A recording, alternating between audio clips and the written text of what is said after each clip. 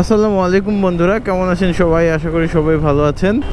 সংসদের সামন থেকে আজকে ভিডিওটি শুরু করতেছি। আজকে মূলত আমি আপনাদেরকে আমার এই দেখেন নতুন একটা হেলমেট কিনেছি। এই হেলমেটটা সম্বন্ধে একটু প্রাথমিক ধারণা দিব যে কি জোস অ্যান্ড কি পোস, মানে ভালো খারাপ দুই দিক দিয়েই আর কি হেলমেটটার রিভিউ দিব।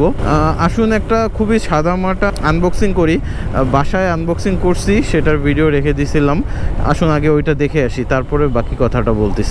তো আসলে বক্সের ভিতরে তেমন কিছু নেই, আর কিছুই নেই, একটা ব্যাগ অ্যান্ড হচ্ছে হেলমেটটা। এমটির লোগোটা দেখতে পাচ্ছেন, এই তো। আচ্ছা, ভাইজারটা খুলি।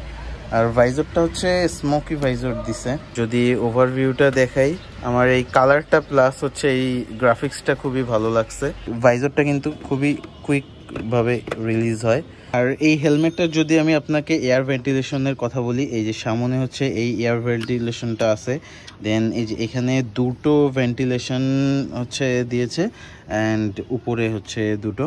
যাই হোক, এই দুটো হচ্ছে এই তিনটা হচ্ছে সামনে ভেন্টিলেশন। আর স্পয়লারটা যদি বলি, সত্যি বলতে স্পয়লারটা খুব একটা বেশি মানে অ্যাট্রাকটিভ আমার কাছে মনে হয় নাই সত্যি বলতে, বাট ওকে।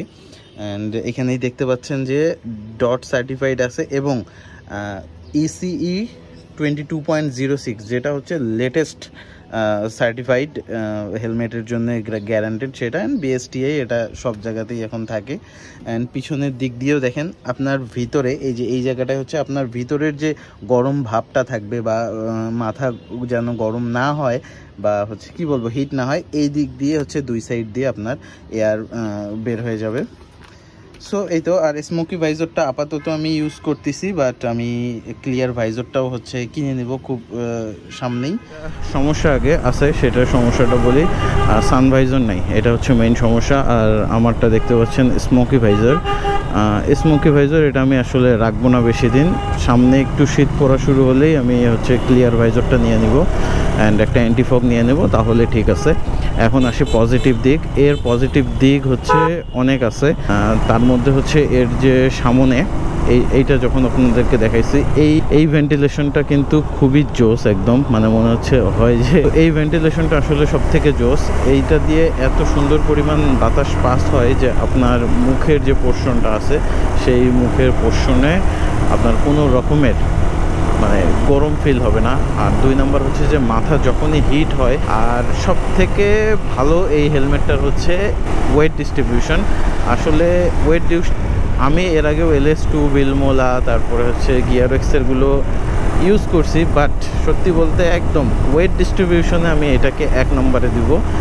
তার আগে LS2 ছিল, বাট LS2 কি হয়তো পিছনে একটু ঘাড় ব্যথা করতো আর কি, বাট এটা মানে এত সুন্দর ওয়েট ডিস্ট্রিবিউশন করা আছে যে কোনো রকম মানে ফিলই হয় না, বিশ্বাস করেন কোনো রকমের ফিল হয় না যে আপনি কোনো হেলমেট পরে আছেন। সুন্দর মতো ওয়েট ডিস্ট্রিবিউশন করে রাখছে।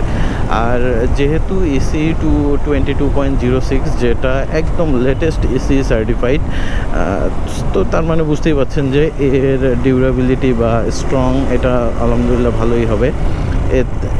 এর বেশি আসলে এই রেঞ্জে 10,000 টাকার রেঞ্জে এটা আশা করা যায় না। আর হ্যাঁ, এই হেলমেটটার প্রাইস হচ্ছে 9,950 টাকা, মানে 50 টাকা কম, 10,000 টাকা। সো 10,000 টাকার রেঞ্জের একটা হেলমেটে সানভাইজর থাকবে না, এটা আসলে আমার কাছে খুবই অড লাগছে। কিছু করার নেই, আমি মূলত এটার ওয়েট ডিস্ট্রিবিউশনের জন্যেই নিছি। আমি যখন প্রথম এটা ট্রায়াল দিছিলাম এই হেলমেটটা, তখন আমার মনে হয়েছে যে না, আমার মাথায় হেলমেট আছে ঠিকই, বাট 1500 যে গ্রামের হেলমেট সেটা 4 সাইড দিক দিয়ে ওয়েটটা ডিস্ট্রিবিউট করা আছে, মানে সেরকম ফিল হচ্ছিল না। আমি কিন্তু খুবই রিল্যাক্সিংভাবে চালাতে পারছি।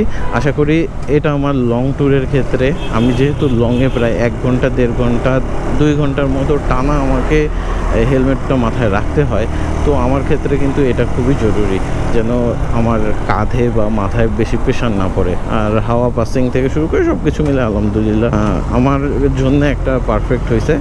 তবুও আমি আন্দাজ করতেছি যে আমার লংয়ে সমস্যা হবে না, বাট সামনেই যখন লং ট্যুরটা দিব, লং ট্যুরের ব্লগের মাঝখানে আমি এর একটা রিভিউ দিয়ে দেবো যে আসলে লং ট্যুরে কেমন লাগছে। এই তো সব কিছু মিলায়ে হেলমেটটা নিলাম। কেমন হলো হেলমেটটা আপনারা আমাকে অবশ্যই কমেন্ট করে জানাবেন। অ্যান্ড আপনাদের কোনো ওপিনিয়ন থাকলে আমাকে জানাবেন।